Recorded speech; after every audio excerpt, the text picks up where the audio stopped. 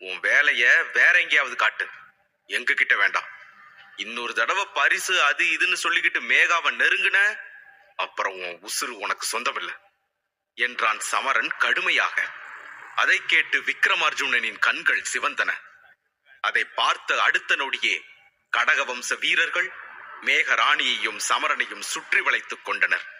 கோபத்தில் கொதித்தான் சமரன். இம்முறை கண்களை மூடும் போதே யவனிகாவை பற்றி நினைக்க கூடாது என்றுதான் எண்ணினான்.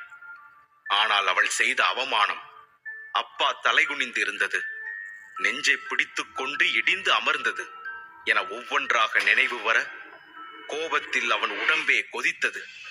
இரத்தம் தாறுமாறாக ஓட ஆரம்பித்தது. வருணமித்திரர் பார்த்து கொண்டிருக்கும் போதே உட்கார்ந்த இடத்திலேயே தள்ளாடினான் சமரன்.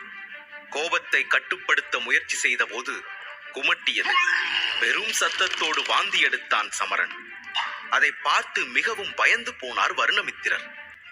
நினைவு தப்பி கண்கள் செருக அப்படியே மயங்கி விழுந்தான் சமரன்.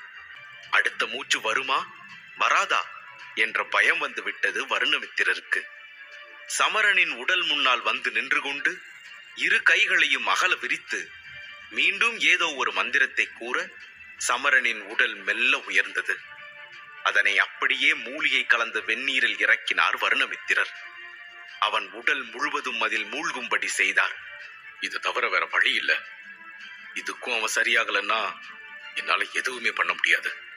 எல்லாம் விதிவிட்ட வழி என்று கவலையோடு காத்திருந்தார் வருணமித்திரர். இதையெல்லாம் கேட்டுக்கொண்டிருந்தவன் போல யவனிகாவின் ஒற்றன் ரகசியமாக சமரனின் இடத்தை விட்டு வெளியேறி இரட்சமல்லர் அரண்மனையை நோக்கி சென்று கொண்டிருந்தான்.